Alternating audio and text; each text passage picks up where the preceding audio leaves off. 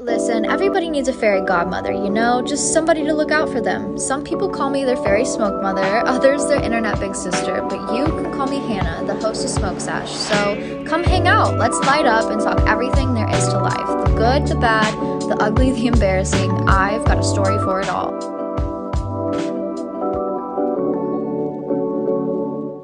Hello, hotties of the world, and welcome back to another beautiful little episode of Smoke Sesh. My name is Hannah, your host. I did not mean to dress up as a ghost today. If you are watching the video episode, if you're an audio listener, I was going for like boho chic peasant vibes. Like, it's May, let me wear all of my flowy white cutesy, let's get the blonde hair down, no makeup, who is she?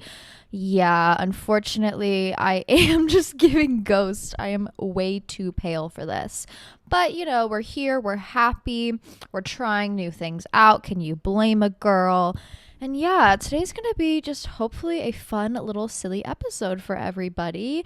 It is May. It's May. We made it. Oh my God, we made it, you guys. I, as a Gemini, have started defrosting, and that includes losing my mind a little bit, a slight bit. But from what I have learned, especially when it comes to crashing out and losing your mind, is you must clear energetically what is holding you back in order to move forward into good things. So I do welcome a crash out, actually. I do welcome the chaos, before the calm of the storm, because I know at the end of it all, there is something that you will learn, gather, take from that will make you a better individual, a better human. And May is just so full of rejuvenated energy and just like this pure energy that harnessing it is just so nice and so fun, and really just sets the tone for the rest of the summer to make it a good time. So I hope you guys are looking forward and utilizing this energy well. If you need to have a crash out, babe, now is the time to do so. You might as well do it when the sun is out and the weather is hot. My birthday is coming up, June 1st. Everybody mark your calendars, June 1st, which is so excited. I will be turning 26, and I'll do a big 26th birthday episode. I like to do these episodes where I do like 26 things that I learned in 26 years. And I have a feeling every birthday, honestly, the older I get, every birthday I'm like, wow, this year is going to be so good, which is such a nice feeling because I was so unstable when I was younger, especially mentally. I was just like crazy wild girl. Will it ever get better? It does. What's beautiful about getting older is your brain function, levels out. Those hormones level out. You understand how to work with the demons that are screaming constantly in your head, and it's not so much of a burden, and it actually gives you time and space to focus on the things that are necessary and needed to grow and to become like an individual. So I'm so glad that finally I have space to think about those things, and that things are getting more stable and leveling out, and the changes that I'm making are ones that I'm really thinking through and taking time to plan on. It is such a nice change of pace. So if you're afraid of getting older, if you're afraid of turning 26, I know I've been doing this podcast since I was 22. Do not be. Life truly only gets better from here. And I'm so thankful for my frontal lobe finally developing. Genuinely, that has been the biggest change in the past 2 years that has made my life just so much better. I know I'm getting more stable and a little bit more, understanding of myself, because usually when my birthday is coming up, I'm like, I want this and this. Like, I know exactly what I want. I know what I'm looking for. But this is the first birthday that my boyfriend's like, what do you want? What are you looking for? What do you want for your birthday? And literally, I'm like, I have no fucking clue. I have no clue. I think I've given myself everything I could possibly want or desire, to the point where there's nothing I really need from anybody. I'm like, maybe you could pay to get my belly button pierced. I guess that would be cool. Or like, another thing is like, maybe I want a fish tank. Girl, what? What are these needs and these wants? Like, so weird. Where did these come from? But also it's like everything else that I really truly need, like journaling supplies, art supplies, beauty, makeup, activities. Like I truly have given myself all of those things. It's so nice having that, developed brain to be able to prioritize your wants and needs and desires, and also balance your financial relationship with money to the point where you are able to build that dream life for yourself. You don't have to wait around on somebody else to get you something. It's like whatever you want, you go after. So yeah, I'm struggling to figure out what I want for my birthday. I kind of do want my belly button pierced, but I'm so scared. I'm just a scared little girl. You're like, bitch, you have both nipples pierced. I know, but I was 18 and I was crazy back then. Like, I don't go out actively seeking pain anymore. Thank God. It's such a beautiful day out today, though. If you're going to do anything, especially this season, it's get the fuck outside. Get outside, okay? Actually, I have one question I want to jump into regarding this, but my cat is standing by the front door staring at me like, bitch, if you don't let me out on the front porch right now, we're going to have some problems. The issue is I've become a squirrel mother. Yes, you heard that right. I feed the squirrels. The squirrels, I feed them way too much food. They're fat, but they're also pregnant, so I feel bad if I don't feed them. I'm like, they're feeding children. Could you imagine being a trash squirrel and you're trying to feed your children off of like pita bread remnants and old takeout food? Like, yes, I will get you delicious nuts and corn and whatever your heart desires, mama. You let me know. Like, I'll buy it for you. So I've been feeding them. But the issue is them and the cat have a symbiotic relationship to the point where they're not scared of the cat, but the cat is like, I need to murder you. So when the cat's on the front porch, they will walk up to him as if this is some silly little fun creature to check out. And danger is 10 seconds away from practically leaping over the balcony and getting them. So he is only allowed supervised time out there, and he's a needy boy. He wants to be out there so bad. Maybe I'll do a podcast episode with the front door open. That'll be interesting. My neighbors are going to be like, girl, what the fuck is going on? When it comes to taking advantage of the weather, someone asked tips for staying productive / focused when it's warm out. And honestly, if I can give any piece of advice on taking advantage of the weather, even when you're working or when you have chores to do, things like that, if you can do it outside, you should be doing it outside. Oh, you have a paper to write? Cool. Take that MacBook outside and go write it in the shade. Oh, you have laundry to do? Can we crack a window, lift the blinds up, and fold some laundry in the cool spring breeze? Oh, you have calls to take? Cool. Go out on your back porch, back patio, take some calls, call your family, whatever it is. Oh, you need to go get groceries. Boo-hoo. I fucking hate getting groceries. It is the bane of my existence. Let's drive to the grocery store with all of our windows down, playing the most nostalgic playlist ever. Every single winter, I have the realization of like, fuck, I did not take advantage of that beautiful summer weather as much as I should have, and I regret it every single year. So every single year I try and do more and more and more, and I don't want to have that regret this year. When it is winter and we have 10 feet of snow outside, I want to be able to be like, oh wow, remember when I really just was soaking up all the sunshine that I possibly could. Thank God Hannah did that. That's the experience I want to have. So ultimately, that means that I am doing as much as I can outside on my front porch. Honestly, at this point, I would be filming this podcast outside on my front porch, but I'm afraid of doxing myself, so I might not do that. I'm probably going to end up doing a few of these episodes outside. Like, I want to do a river episode out in the forest somewhere.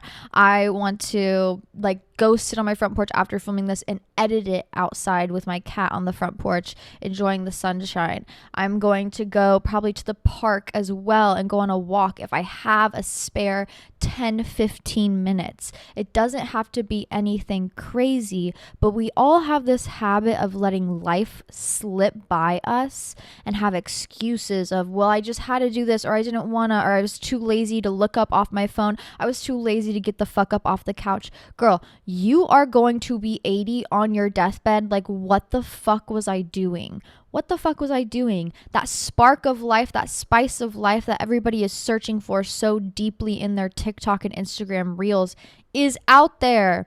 It ain't on your phone, bitch. It is out there. It's from the small interactions you have with strangers. It's from the little butterfly flying by your face. It's from seeing little animals interact. It's baby season out there. You're going to see some baby squirrels, baby bunnies. That's where the spark is. That's where the drive is. And that's where you need to be. Now more so than ever. I just went and I'm about to buy a pool membership. One thing about Kansas City, they do not fuck with public pools. And yes, of course, it's based in racism. So no public pools, but there is one like over on the Kansas side in like the suburbs that has memberships. I'm probably going to buy a pool membership because I know I just need to be outside and I want to go suntan and I want to go be in some water. That's not an option for me really anywhere close, but I know that it's an option somewhere and I need to go seek it out so I have activities to do to be outside. For my birthday, I think I'm gonna like rent a pool. You can rent people's like private swimming pools in their backyards.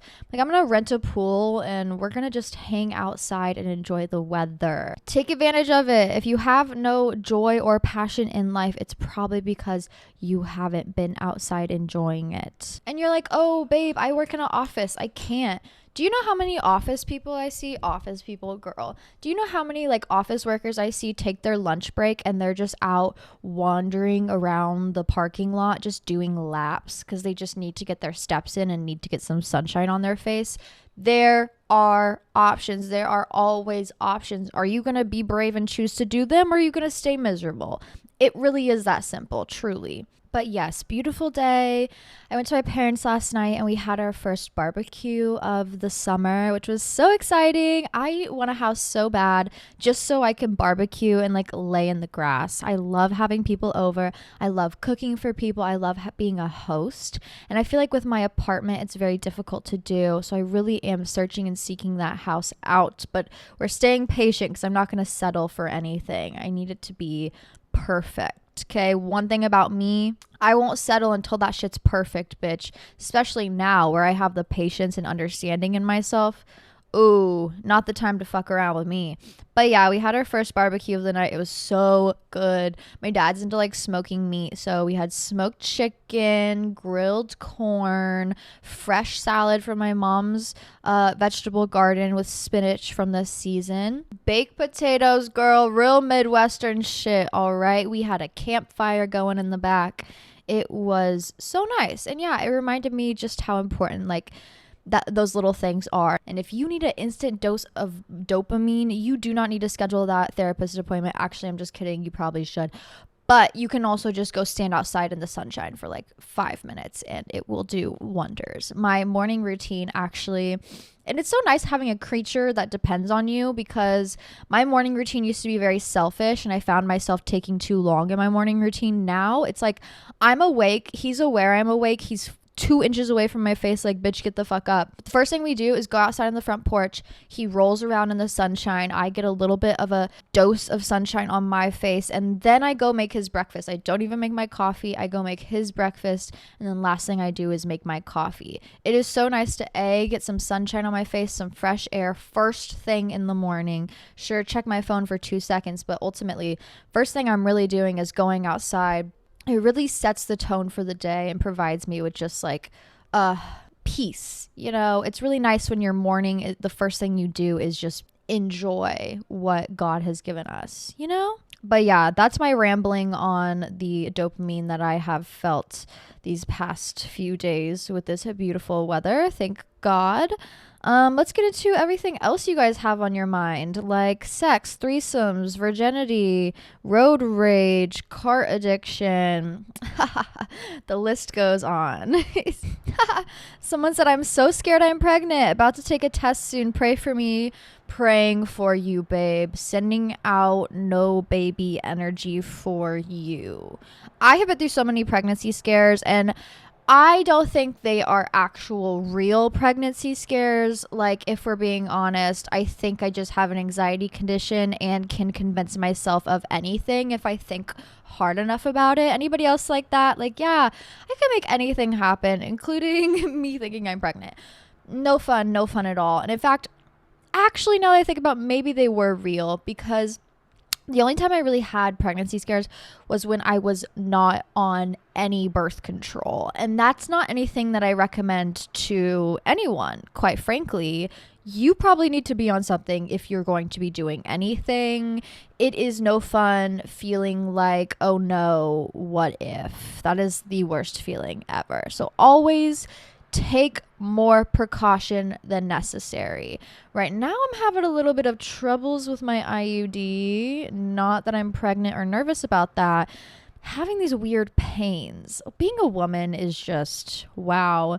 Thank you, but also, why am I in pain all the time? You know, why am I constantly in pain? I love my IUD, and ultimately, I've had it for like 3 years now, and I've had no problems.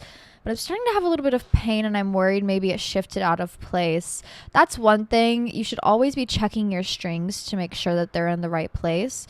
But then also you read online and they're like, oh, well, if the strings aren't in the right place, then it could mean nothing, but maybe you should get an ultrasound just in case. Luckily now with my IUD, it's pretty like solid, like very solid.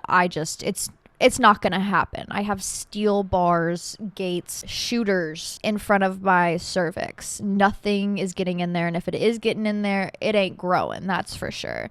But especially when I was on the pill, and I mean, I barely cared if I lived or died. How do you expect me to take a pill at the same time every single day? It just wasn't working out, and I did have a lot of pregnancy scares. I remember being in the bathroom of Hy-Vee one time, which is like the local grocery store in the Midwest, if you don't know, and me and my friends were there getting snacks for our munchies, and then also I was buying a pregnancy test, but they didn't realize that, and I remember we were using the restroom, and I came out, and I was like, not pregnant, and they're like, girl, what the we didn't even know this was a thing going on. Like, what is happening? But if you're going to take a pregnancy test, my key recommendation is to always do it with friends. You have a little bit of a distraction while you're waiting for the longest 2 to 3 minutes of your life. Also, birth control is self-care. It is like protection as a woman. Thank God we have the option nowadays. I could not imagine living in the 1800s and it's like, oh no, I'm pregnant. Now you have no option. Now you have to have the baby and you're 18. Oh my God, scary. And I understand restrictions are being placed on our bodies every single fucking day. Death to them. So while we have the choice and the option, make sure you are protected. Make sure you are taking care of yourself. Stress your partner out a little bit. Ask them, have they been tested? Men go through this world practically stress-free. You might as well give them a little bit of stress. You know what I mean? They got to earn that access, babe. But yeah, you're probably not pregnant. Praying for you that you're not, unless you want to be, and then praying for you that you are. Either way, praying that my IUD is in the right place and I'm just having weird period cramps. Being a woman, you know, how lovely, how beautiful. How to stay away from an ex that is objectively a loser but so fucking pretty. Listen, there's a lot of pretty people out there. There's a lot of pretty men out there, and that is probably the least important thing about them, honestly. I don't give a fuck about a pretty man. And in fact, I argue that a pretty man is going to be a difficult partner. I think they're used to the princess treatment, you know. Give the uglies a chance, truly. I think you'll be taken care of way better than the man with the septum ring and the skinny mustache and the tabbies that he waxes religiously as soon as he gets home. And not to shame, not to male shame or whatever. Don't fucking come for me. I am not in the mood. But yeah, a pretty man is genuinely the least interesting thing about him. Like, sure, you're pretty. Great. Congratulations. How are you taking care of me? How are you taking care of yourself? What are your hobbies or interests outside of your just being hot? If a man is taking hundreds of selfies of himself, I'm going to look at him sideways. I think it's important to have self-confidence and to know that you are handsome, hot, sexy, whatever.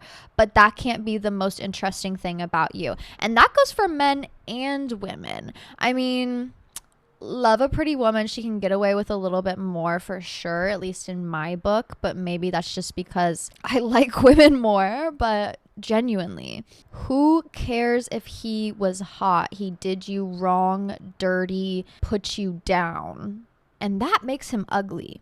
That makes him truly so ugly. I know a lot of men who I met and I thought they were pretty at first, and then I got to know them and I was like, oh wow, they're actually disgusting. Ogres, oozing, nasty, repulsive, awful, horrible human beings. You need to be able to see through the facade and see who they truly are on the inside. And if that man doesn't care if you live or die, then he is a certified ugly in my book, no matter what he looks like on the outside. Help, how to handle the overthinking when you start dating again after an abusive relationship. You should be in the business of pleasure. I think dating should all be about pleasure, enjoyment. What are you looking for? A little bit of selfishness. I mean, once you start getting serious with somebody, date 2, 3, 4, texting every single day, that's when you drop the selfishness. I mean, naturally you'll want to, for the right person, you will stop being a little bit selfish, but especially when you're first meeting people and you're first dating, I think you gotta be a little bit selfish, especially coming out of an abusive relationship where you felt like maybe you were never put first. That's when I encourage you to be as selfish as possible and also in the pleasure business. Is that man treating you right? Doesn't make you feel good? No? Cool. Dump him. Leave him. Is that man taking you on a date, paying for it, making sure that you're feeling good, eating good, taken care of? No? Okay. Dump them. Get rid of them. And also, this is interchangeable with women too. I don't give a fuck about gender. They should be treating you well. I mean, vice versa. Duh. But especially coming out of an abusive relationship where maybe you gave too much, now I think you should be in the business of trying to figure out how to learn to take a little bit. Like, this is your world. You're allowed to enjoy, sit back, let someone else plan, let someone else take care of you. You're deserving of that. And it's going to be a little scary at first. It's going to be a little, oh, do I trust this person? Do I not? Let their actions tell you how you should feel. Actions are everything. People love to talk. But what are they doing? What are their actions? What are they subliminally showing you? That's what's really important. Come up with those boundaries that are non-negotiable so you know when someone's breaking them, so you know when they're not that person and you know you can leave them. Come up with boundaries for yourself, like weird attachment styles you get maybe to bad people, and learn how to read when you're in that position so then you don't fall back down that rabbit hole. And yeah, enjoy. If you're not having a good time, then you are dating wrong.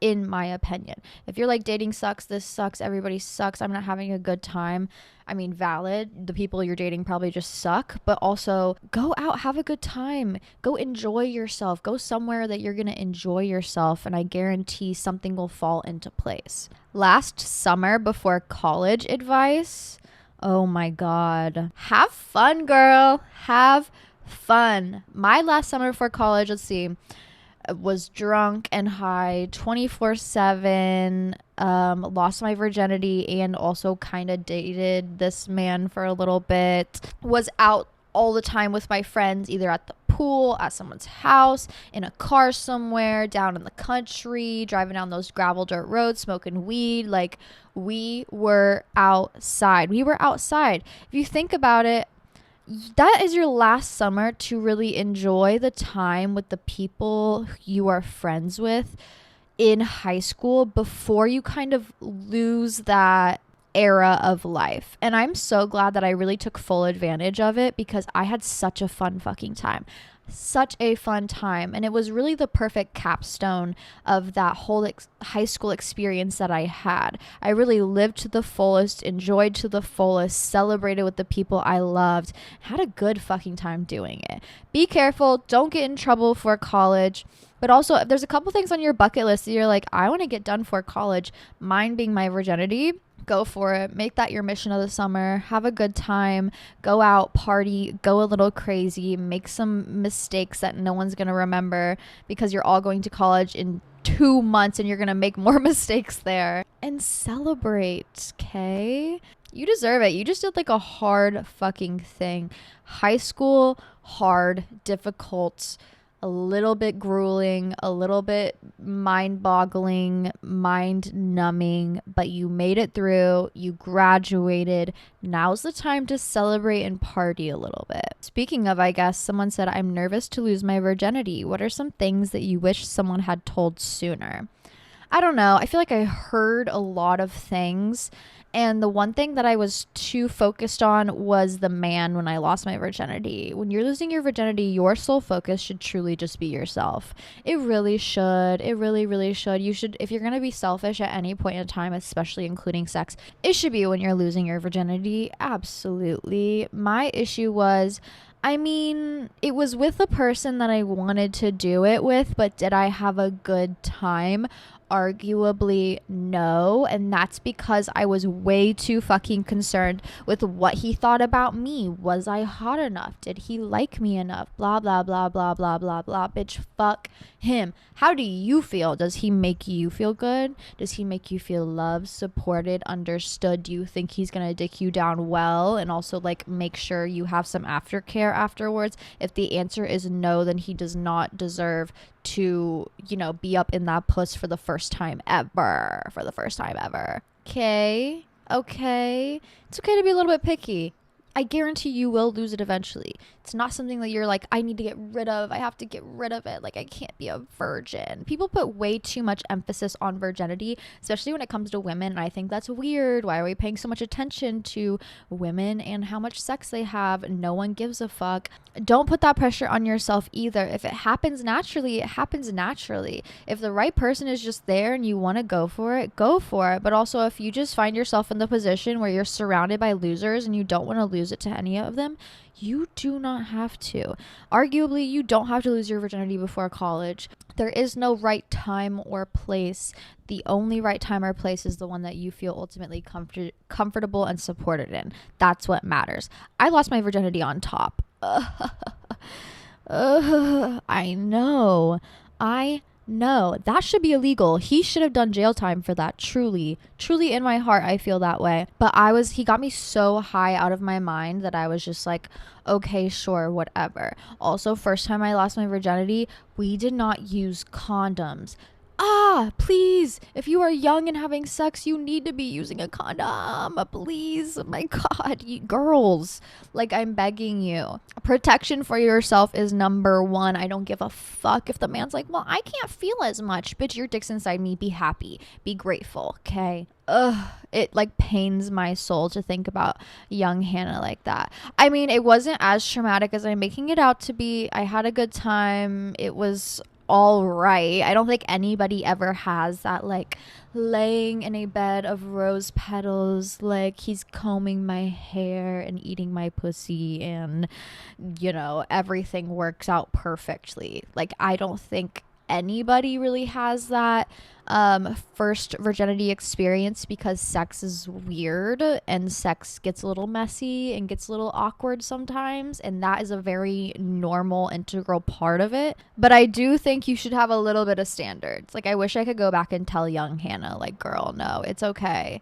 You can have some standards for yourself, babe. You can hold these people to a standard. Like, you should expect some things out of them for sure. Number one tip when it comes to like doing sexual acts for the first time is start slow. Okay, if it's like one person that you're vibing with, one hangout, like maybe make out, you know, feel up on each other, that's it. Next hangout, maybe you start getting into some other things, touching, feeling, whatever it is. Maybe you give a blowjob for the first time, maybe get your pussy ate for the first time. Stop there. Okay, slow burn it out. Next time, build up that relationship, build up that understanding with each other, and then maybe work your way to the virginity. That would be, in my brain, like the perfect flow state, because you have built that trust within each other, you've built that understanding within each other, that pleasure, okay, within each other, and I think it'll help you have just a good time together fully. Absolutely. But yeah, I met him. He was a mutual friend. I met him at a house party, and there was this other girl that was really into him at the time. And I remember I walked into the house party, I saw him, and I had been Snapchatting him for a while. And I went up to him and I was like, hey, me and my friends want to smoke. Can we go smoke upstairs? And he was like, he dropped everything. Oh yeah, absolutely. Whatever you want. Like, let's go upstairs. And I remember it took me 2 seconds to walk up to this man and be like, I want to go smoke upstairs. Do you want to come with me? And this girl was like watching us the entire time walk upstairs, like mean mugging the fuck out of me. And I think that was why I was like, yeah, he'll work. She wants him. Yeah, yeah, that'll work. But she was evil, so fuck it. Is it strange to have never really had a party girl phase?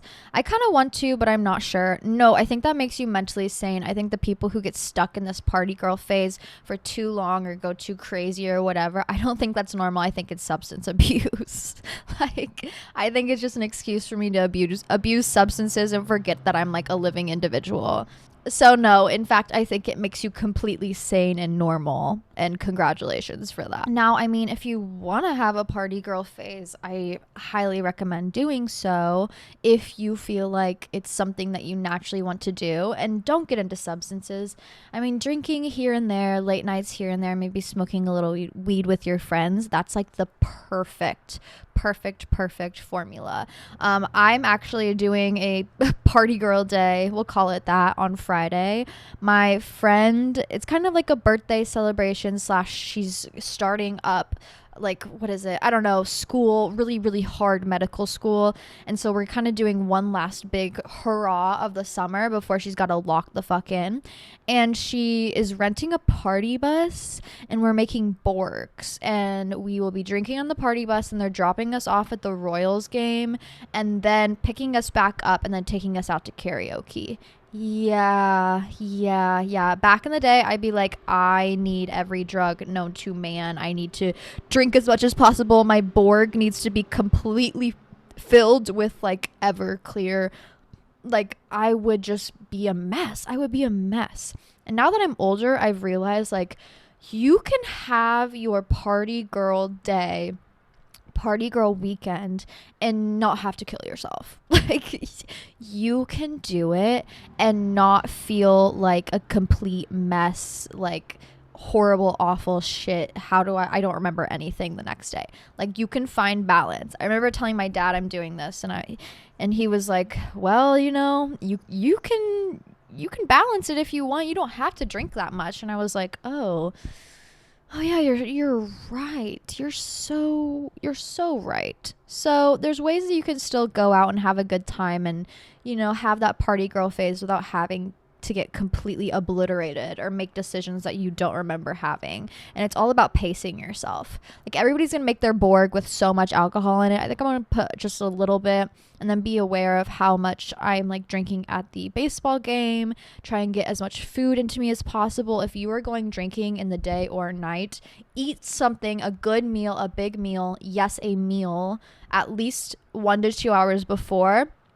If you eat right before you go out drinking, I find that it really fucks up my stomach. But if you give yourself that good window of like 1 to 2 hours of like a big meal, it'll help you just like balance your alcohol levels and balance how much you can really handle. And then eating also after like the first part of drinking. Maybe you go to one bar, or you go to one place where there's alcohol involved. You have like 2 to 3 drinks. Now you go find the hot dog stand. Now you go find the Euro place. Like, go have a little something to eat. Maybe pack a granola bar in your bag. Have a little something to kind of settle your stomach. In between drinks, also chug a glass of water if possible. Or hack of the century is vodka waters, whiskey waters, anything mixed with water, tequila water. It's disgusting. Yeah, absolutely. But as much water as you can get in your system, because ultimately the next day is going to be rough, but it's only rough because you're dehydrated. Alcohol naturally dehydrates the body. If you're doing any substances, it's naturally going to dehydrate the body. That's where the pain comes from. So if you can really manage your symptoms of the next day by making sure you're taking care of yourself day of, you will have a much easier time. The only times I've had like a horrible, awful, insane hangover is because, oh, I didn't eat anything because I wanted to just get fucked up easier. Oh, I didn't drink any water in between my vodka cranberries, so I was only ingesting alcohol and sugar. Oh, I didn't even eat anything when I came home from the bar. Oh, I didn't, make myself a glass of water to chug in the middle of the night, so I didn't end up drinking any water or take any Advil or ibuprofen, and then I'm just suffering. You don't have to suffer. Take care of yourself. Pace it out. You can be a party girl without dying. You can be a responsible party girl, believe it or not. And I will be her hopefully on Friday because I have to work a 8-hour shift the next day.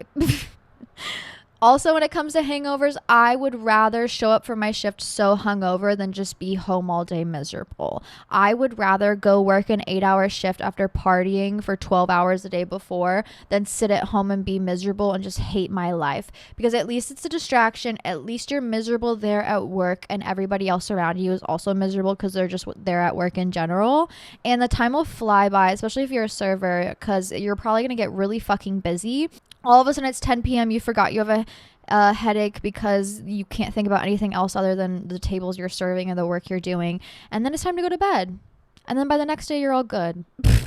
That is my party girl hack. And lay off the substances. You don't need them to have a good time. Seriously. What was a complete 180 turning point for you? Happy Sunday. Back in the day, and I've told this story before, a big 180 turning point was when I almost died. I don't know why I've had so many near-death experiences. Not fun. I don't know what lesson the universe was trying to teach me there. But essentially, I was dating my abusive, toxic ex. And I remember I was at his place comforting him all because he was having a moment. So I drove 30 minutes to go comfort him and take care of him and whatever the fuck. And then it was like 3 a.m.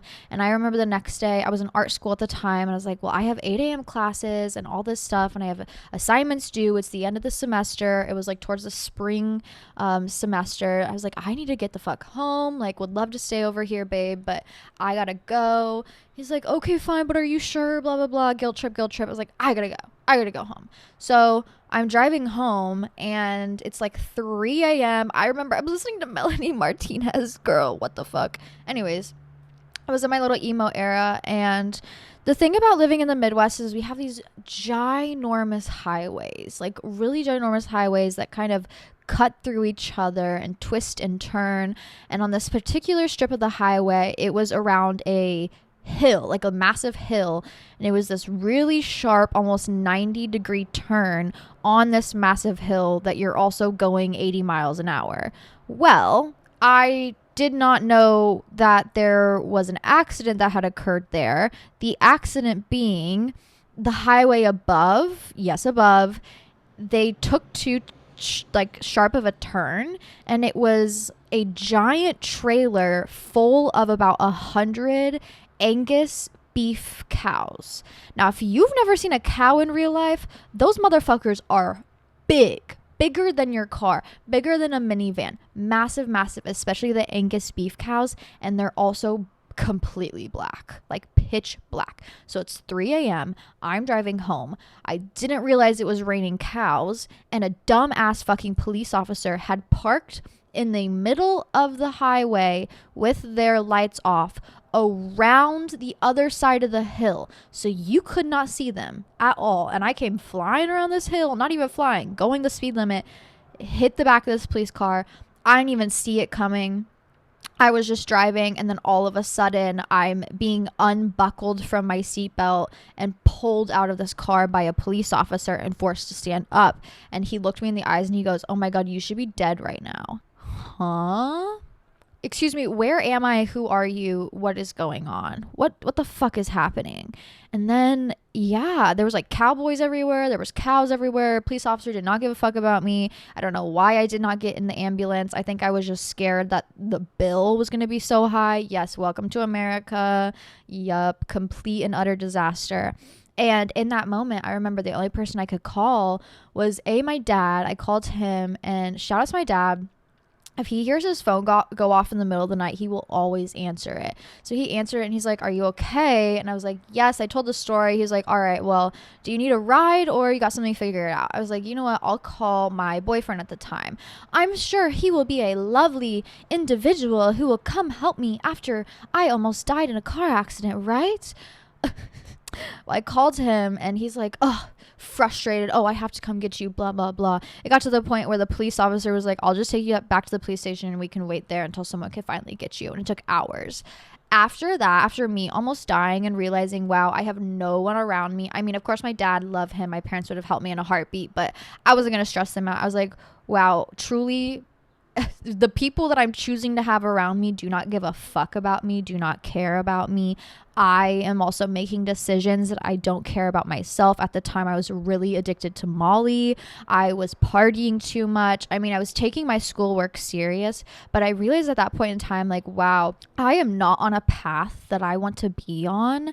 And if I would have died right then and there, I would have been so unsatisfied with the life that I was living. And after that happened, I immediately made so many decisions that completely 180'd my life. Broke up with my toxic ex, committed to school, committed to myself, moved back home, like did a lot of like work on myself, stopped my substance abuse, stopped going out as much. And I realized that commitment to myself will always have a payoff. Commitment to myself will always feel so much more enthralling and invigorating and just fulfilling than commitment to anybody else, no matter how good you are to me. Truly, commitment to myself and the life I want to live and making my life into whatever I want it to be will ultimately happen. Like, I can make anything happen if I just want it. Like, fuck it, I'm gonna die tomorrow, who cares? Like, let me go out there and do everything that I can possibly imagine that I want to do. Let me try it. What's the worst someone's gonna say? No? Cool. I don't give a fuck. If you aren't satisfying me, if you aren't a good partner to me, girl, fuck you, I'm leaving. Like, it really gave me a lot of courage to try new things and to try a new life, and ultimately it led me here. I started posting on TikTok, I started posting more on social media, sharing my life with people, and now here I am. Are you kidding me? Yeah. Yep, we only have one life to live. And unfortunately, it does take like bad things happening for us to really learn that.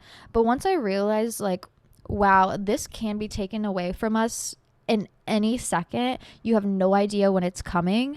I realized just how little I was living life and how much more I could be doing. And also that the world really does open up to you if you are brave enough to take that first step, to take flight, to try new things. What's the worst you're going to hear? No, cool. It's literally not the end of the world. You're not going to die. Who cares? Keep it moving. Try new things. Go after new things. You'd be surprised how much you hear yes. That's the one thing. But yeah, that was a big turning moment, at least in my early 20s. That happened when I was 19 or 20. I think it was when I was 19, about to turn 20. I was really young. That was the biggest turning point in my life. Then now the biggest 180 in my life is my brain is developing. Like, I'm realizing I don't need to go through hard things to learn lessons, that they can come easily to me, that yes, the power that I felt after that when it comes to taking control of my life, I feel more stable in the decisions I'm making now. I feel like I've made long-term investments in my life that are starting to pay off. I feel like now I have a little bit more control over my life, and I can make bigger, little like scarier decisions, but ultimately they have so much payoff that it makes it so worth it. So if you feel the instability of your early 20s, don't let it get to you. I think your mid 20s are so amazing and so wonderful because you do get that stability that comes with your brain actually fully developing and you just starting to make better decisions for your life and feeling what it feels like to actually be an adult, a settled, leveled, real adult. And because I feel this way now, it also makes me really, really excited for like 30. I cannot wait to be 30. I think it will be so amazing. I think I'll be living a life that I never could have imagined, but I'm like so thankful for what I am doing now and the payoff that it will have in the future, to know that I am securing a happy and healthy life down the road. Yeah, I don't know. It really sucked. I wish I could have not had a near-death experience in order for me to learn those things, but the universe is going to teach you that lesson no matter what. It truly, truly is. And if you are in your young 20s and you're like, being an adult is so hard, I just don't know what to do, hang on. Do the best you can. Your brain will start to get it and understand with every step that you take, with every hard decision that you take, with every chance and leap of faith that you take. And it will have payoff, I promise. Your life will be so incredibly beautiful, so incredibly loved and appreciated. you just sometimes got to put yourself first, you know? It is your life. The only person that's going to be there for you on your deathbed when you are 90, 100 years old, if we are given that many years to live, is you. Are you going to be happy with where you are? Or are you going to be like, damn, I should have broke up with that man. Damn, I should have gone to that school. Damn, I should have moved to that place. Damn, I should have taken that chance. Damn, I should have taken that opportunity. Do it for her, you, but when you're 90. Speaking of car accidents, someone said, my boyfriend has road rage. Should I break up with him? Okay, confessional here. I have really bad road rage. And it's because I've been in so many car accidents and practically almost died that whenever somebody is just an idiot on the fucking road or not paying attention or on their phone, it makes me so incredibly angry because you are putting so many people's lives in danger. I don't care if you make a little mistake or whatever. I'm not screaming out my window. I'm not waving a handgun out my window like other people here in Kansas City. Like, it gets hectic out on the roads. And it can be a red flag if your man can't manage or handle his negative emotions. But if it's just happening in one instance and it's like not that bad, it's just whatever, then it is what it is. Like, I am not a angry individual, but you put me behind the wheel of a car and like there's some idiot around me, I'm going to be a little angry. Especially if you're not looking where you're going, no turning signals. Like, yeah, I'm going to have a little bit of rage, but it is an isolated environment and I do have my reasonings behind it. It's not like taking over my life. I'm not getting road rage and then coming home angry or being pissed off for days or taking it out on anybody else in the car or even screaming or yelling or anything like that. Unless I'm alone and then I need to let some energy out. You know what I mean? So if it's an isolated incident and it's only like every once in a while and it's not that deep, then it is what it is. But there is something to say about an angry man and a man being angry all the time over nothing at all. And if that's what you're facing, then I think you need to leave immediately. Not even joking. The last thing I want in my house is an angry man. How to not be seen as an angry woman when being assertive? I just don't yell. No yelling. You gotta be very calm, cool, collected. You got to take, my mom was like a first grade teacher growing up. Like, she did 25-30 years as a first grade teacher, and the one thing I've learned about her is that I always saw her as assertive and her kids always listened to her because she wasn't yelling. She was straightforward, monotone and voiced, you know, very calm, cool, collected, but also just like, let me tell you how it's fucking gonna go. She was always respected and listened to. Men are not respected when they're assertive because they get emotional. Women sometimes aren't respected when they get asserted the same way because they get emotional. When emotions come into play, it takes like all seriousness out of the conversation that you're having. No crying, no yelling, no like emotional connection. Facts, straightforward, what the fuck's going on, no banter, no back and forth. I'm going to tell you how it is. I'm going to tell it to you straight, and you're going to either accept it or you're not going to. But I don't really give a fuck how you take it because I got to get it off my chest. That's kind of how you have to go about it. And honestly, even when you do it perfectly, you know, like no emotion, straightforward, assertive, monotone voice, no, people are still gonna probably think you're a bitch and an angry woman, but also like that's their problem to deal with. That is not your problem. You know, you made your boundaries, your feelings, whatever you need to put forward clear. However they want to feel outside of it is however they're gonna feel. That's their problem, not yours. When did you learn how to cook? I kind of just taught myself growing up. My mom never really taught me how to cook. Neither did my dad. I was kind of just like left on my own. And it was like, I just love food and I'm going to teach myself how to do it. I don't really care how. When I would grow up with my grandma, we always cooked together. Whether it was just like coming over and baking cookies or learning her different recipes, things like that. It wasn't really like dinner recipes. Like I'm a Midwest girly at heart, so it's always baked goods, lots of baked goods. So I would do like baking Mondays when I was younger, and slowly that turned into me being a teenager, and I'm like, well, I'm craving fried pickles, so I'm going to learn how to make fried pickles. Or I'm craving fettuccine Alfredo, so I'm going to learn how to make it. And I mean, my parents were busy with their jobs. So I would always have like 2 to 3 hours after school to just do whatever I wanted. And it was always cooking. I don't know. There's something about putting on a YouTube video and making something yummy for yourself that is just so heartwarming, and it's just a great use of my time, especially when I was younger. Like, oh, I want crepes, let me learn how to make crepes. Oh, I want this, let me learn how to make it. And my parents, we never really got crazy with our recipes. It was usually always, growing up, it was usually always some sort of meat, steamed vegetable, and maybe some sort of carb, like a potato or a rice. That was it. That was really it. Occasionally my mom would try a new recipe or try something fun out. But I didn't really grow up in a household that was like really into cooking or dishes or anything like that. Also, what made me want to cook more and not go just buy it from somewhere is we didn't grow up eating out. I probably could count on one hand how many times we went out to eat as a family. And like actually sitting down at a restaurant to eat, just me, my brother, and my parents, I don't think that ever happened, genuinely. I think it was like a one-off drive-through, pick up pizza, whatever it is. But we never really went out seeking good food. If we wanted it, we could make it at home for cheaper, and that's what we did. And so that also taught me like, oh, you want it? Just make it. You find the recipe online, just make it. If it doesn't turn out how you want, who cares? Try again. And yeah, that's kind of where I learned how to cook, or at least had the passion or inspiration or attempt to learn how to cook.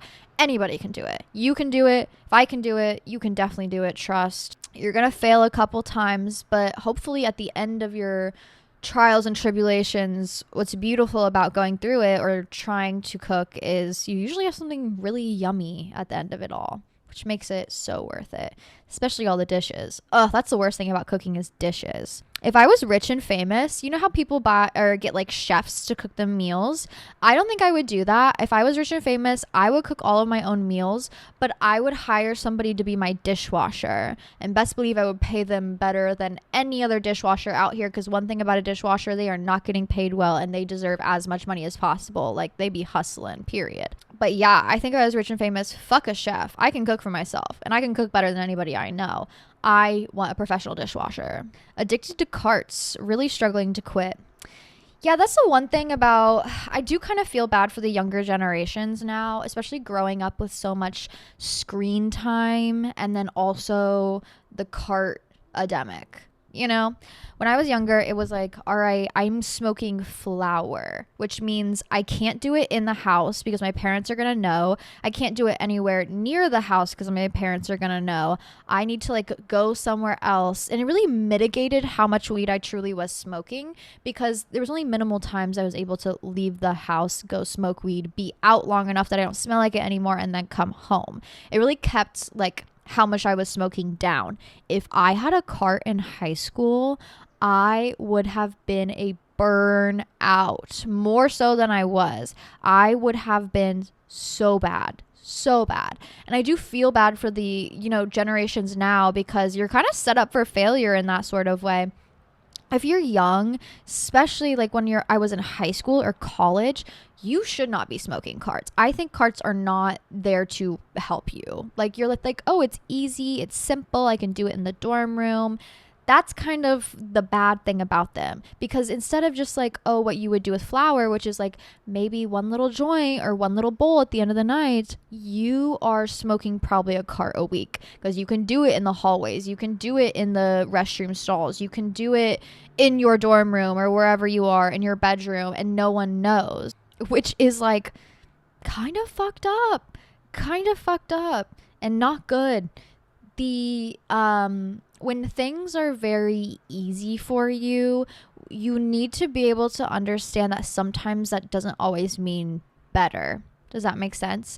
And unfortunately, the only way for you to kind of cut out carts from your life is to just not have them. I'm not saying don't smoke them. Like, if your friend has one, sure, you can go hit your friend's cart, but don't have one on you. Don't own one. And if you do smoke anything, smoke flower. It will really keep you from smoking so much, like I said, because you can't do it inside, you can't do it anywhere that you're not supposed to be able to do it. If you are living with your parents, you're gonna have to take that late night walk. You're not gonna be able to do it during the middle of the day, and it just will save your brain so much trauma. You know what I mean? Is it possible to continuously have great sex with someone without catching feelings? No, it's not. It's not possible. It's not. Our human bodies and brain were not made that way. We are not robots. We are not porn star robots who can have sex with different people or the same person all the time and not feel anything. It's not how we're made. It's not naturally how we're supposed to exist. Anybody who's told you anything else is telling you a lie, a absolute fucking lie. When you are, engaging in something that you're both getting pleasure from and you're having a great time and you're really enjoying it, naturally there's going to be emotions there. And the emotions that you're gonna feel or catch are based off of that dopamine that is being released. When you are getting dopamine or dopamine hits or any sort of like positive feeling or positive chemical release, you are going to associate that thing as a positive, and naturally you're gonna have positive emotions behind it. You could be the coldest, straightforward bitch on the planet, and still, if you are having continuous sex with somebody that you're having like really good sex with, you are going to naturally feel those emotions. You are. I mean, how good you are at turning emotions off is up to you, but I think that's such just like a not fun way to live, so emotionless and cold all the time. I think that's such a lame way to live. It's okay to have emotions. It's okay to, oh my God, I feel a certain way about someone I'm having sex with every single day. Like, yeah, duh, girl. Duh. And I argue that if you are having sex with somebody every single day and making that much time for each other, you probably have enough time to date each other. But yeah, you need to be aware that the emotions will come and go. You will feel something. Do with those emotions as you will. Be careful of the partners you choose. Make sure they're seeing and hearing you for what it is. If it's a one-sided relationship, get the fuck out of there immediately. And yeah, unfortunately, no, you can't separate emotions from sex. They are way, way, way too intertwined. And like I said, anybody else who tells you differently is lying to you. We are not robots, and thank God we're not. Sex positions where the woman is dominant. Oh, I don't know. I'm a very submissive person. Definitely like pillow princess energy. Like, girl, I look like this. You throw it down on me. You know what I mean? But if you want to be more dominant, I don't know, in my opinion, like on top is always very dominant. So like maybe you could be riding him and then have your like hands around his throat. Or honestly, I think like face sitting is one of the most dominant positions there are. Like, lay the fuck down. I'm going to sit on your face right now and you're gonna eat this pussy. Yeah. Or even like you could be facing them. And the thing with face sitting is you really got to be intentional about how you're sitting down. Like, you use your knees a lot, especially if you're sitting forward, but also you can sit backwards, like almost 69, but you're not giving him anything. Very dominant. Cowgirl, reverse cowgirl.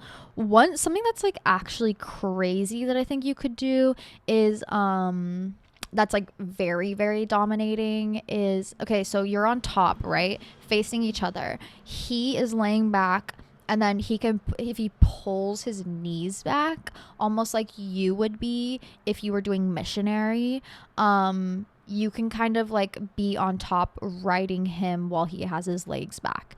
Does that make sense? You do have to be on your feet for this. You can't be on your knees for this. You're on your feet in front of him, like bouncing on it while he has his legs pulled back. It's a very dominating position for sure. Never done it, but I do have the Kama Sutra book, and I remember seeing it and I was like, that's crazy. So maybe give that a chance, a shot. If you're in your dominatrix bag, girl, go for it. The most dominating thing that there is, though, is truly just like him giving you pleasure and you focusing on your pleasure fully and only. Do you believe in destiny?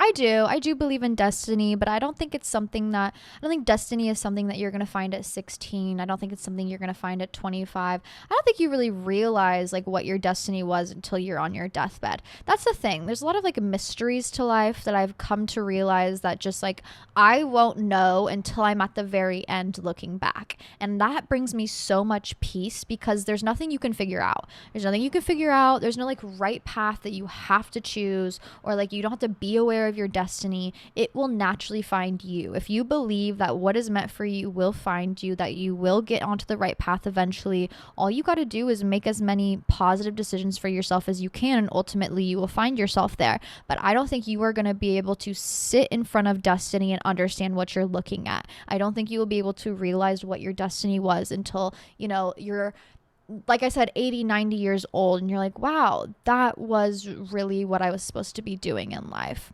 When you're young, you want to figure everything out, especially the mysteries of the world. And the one thing that's so beautiful about like the mysteries of the universe is they're not there to figure out. Like, you will get it eventually. You will be, on that right path eventually. The mysteries will be revealed, but they won't ever be revealed in a way that you could ever imagine or ever guess or try to find or seek out. They come at their own time, and they come when least expected. So stop chasing and start living. The more you live, the closer you will be to your destiny. The more you experience and you go after pleasure and go after what you want and go after anything that brings you peace and joy and prosperity, and truly live your life to the fullest, the closer you will get to that right path, that right choice, to your destiny. But I don't think like I said, we're not robots. We're not going to be able to, see the numbers in front of us and understand like that's the right thing, or that's coming down the road, or we're going to be that thing.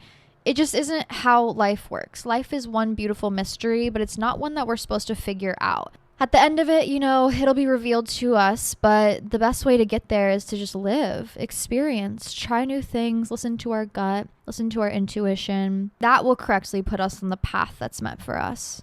Do you believe in furries?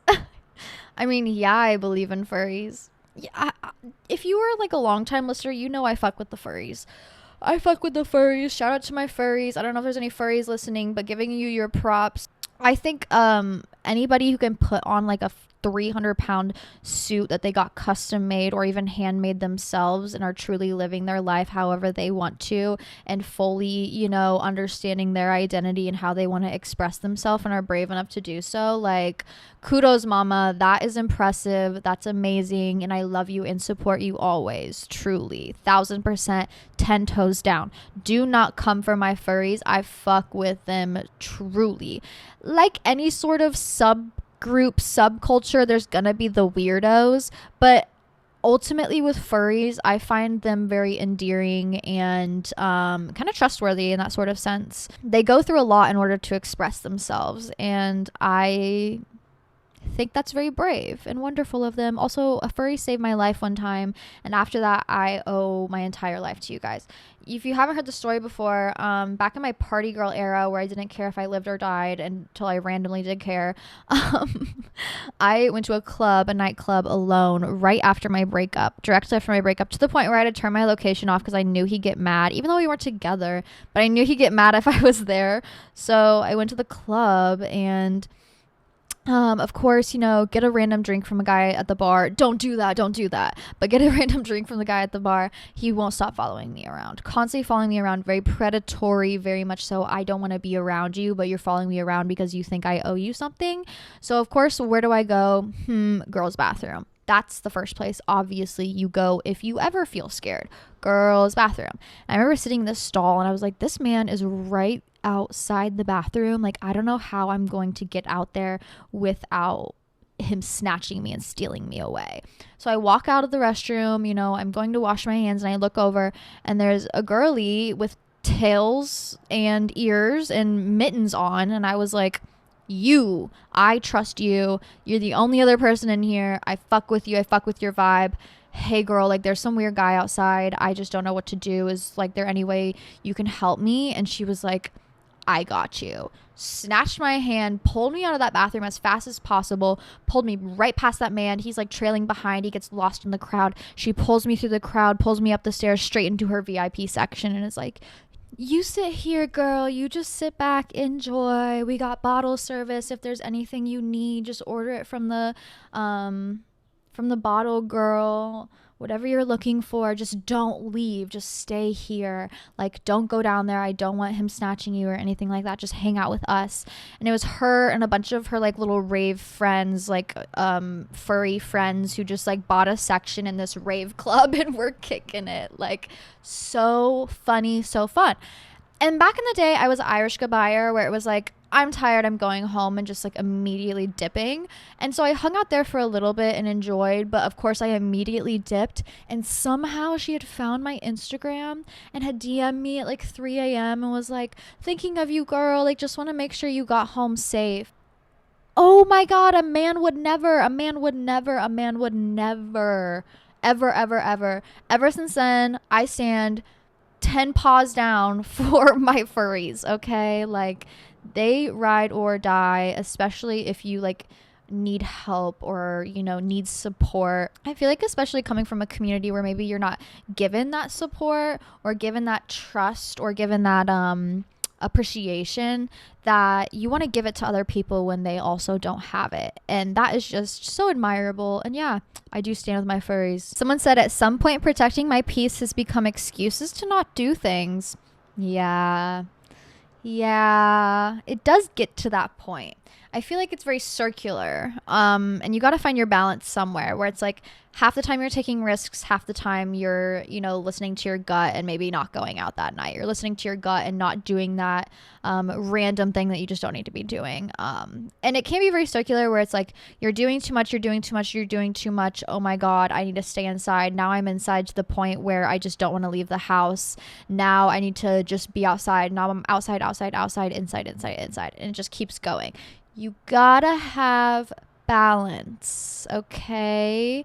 I talk about like my monthly going outs, and that's something that really keeps me balanced because I'm an indoor cat, definitely. Like, I love being outside. I used to love being a little party butterfly girl, like chit chat with everybody outside, hanging out. But I realized that's just not sustainable. I can't do that 24/7, but also I can't be inside 24/7, having no experiences at all and just like only being alone and talking to myself and my cat, like talk about mental illness. So I do plan like 1 to 2 things a month that get me out of my comfort zone, whether it's like going out and partying with friends or going to this concert or even just like going to the park and having a picnic, going to this event, this meetup. I always just plan a couple of things that get me out of my comfort zone so I'm not protecting my peace too much to the point where I just am not living life. Because listen, it's okay to protect your peace. Definitely. But the things that help you grow and challenge you and help you develop as a human being and an individual and understand your worldview and help grow your worldview are things that are going to be challenging and difficult and are not going to be protecting your peace. Definitely. Some lessons come easy, some don't. And you need to get outside of your bubble. It's very, very important, especially now more so than ever, to get outside of your bubble, to understand different perspectives, to see different things, to live a full, healthy life. And a lot of that comes from just challenging yourself to try new things, to take that class, to sign up for that course, to go to that show, to be brave enough to hang out with that new friend, to start that community meetup, to go to that local like yoga in the park, to go to that new flea market pop-up, to do it alone, to do it with friends, to do it with new friends. And I understand that can be so overwhelming, especially if you're the kind of person who takes a while to kind of rebuild their battery back up. So that's why I like to do, like I said, 2 things, maybe 1 thing a month at the very, very least. That just challenges me, gets me out of the house. It will rebuild your connection to yourself. It'll make you stronger, more trustworthy in yourself and the world around you. I promise. You just gotta be brave. Get out there. Don't let your anxieties control you. Don't let your fear of the world control you. And guess what? The amazing thing about taking risks and going outside is that as soon as you're not having fun, you can always go home. You can always go right the fuck back home. So one thing that really helps me is like, oh, I really don't want to go to this punk show, but all my friends are going or my boyfriend's going and whatever. I'll go hang out and see how it is. And guess what? If I get there and I'm there for an hour and I'm just not having a good time, I can go right the fuck back home. I can always go back home to my safe space. Your safe space is always there for you. It's always waiting for you. But it shouldn't be the only thing that you are indulging in. Anyways, with that being said, that is all we have for today's episode. I know. It was a fun one. It was kind of silly, fun, enthralling. I hope you had a good time. I hope it was able to make you laugh, or I hope you just were able to have some sort of distraction from the chaos of the world around you. If you are going to do anything this week, Get outside, bitch. It's May. All of a sudden it's going to be June, and then it's going to be July, and then it's going to be winter. Go take advantage of this beautiful weather outside. Go get some deep breaths outside. Open up your window. Roll down your windows on your drive to and from work. Enjoy the best that you can. We only have one life to live, and I don't want any of you guys laying on your deathbed being like, wow, I wish. Yeah, bitch, you did wish. Why didn't you just do it? We're young, we're hot, we're sexy, we're energetic. Utilize that energy to the best of your ability. Don't force yourself to suffer any more than you need to. And in my opinion, a little bit of sunshine and fresh air does heal a lot of ailments, truly. But I love you all so much. If you want to see more from me, join the Patreon, patreon.com/smokesashshawty. I do extra episodes every single week. It is May, so I need to do a new tarot reading of the month. I'm about to put up some weekly inspo with just things from my Pinterest and my personal Tumblr that I like to share with you guys, show you guys what is inspiring me. I will be doing a career spell on there this week as well. I've been doing a lot of spell work on there. I did a money bowl. I've done an evil eye cleansing, and now I'm doing a career spell. So if you guys want to just see what me and the girls are doing over there, come join patreon.com/smokesashshawty. And if you want to submit your question every single week, I do so on my Instagram stories on Sundays. It's up for 24 hours. Get your question in. I'd love to answer it. But that is at Hannah Marlene on Instagram. I'm hoping to do some more recipes. I kind of fell off on Instagram, but I was having a down couple of weeks. I just needed to rest and relax before kind of building my energy back up so I can jump back out there. But I love you all so much. I hope you are feeling the enthralling energy of this summer season and utilizing it to the best of your ability. But with that being said, stay sane, stay sexy, and I'll see you all so soon. Mwah.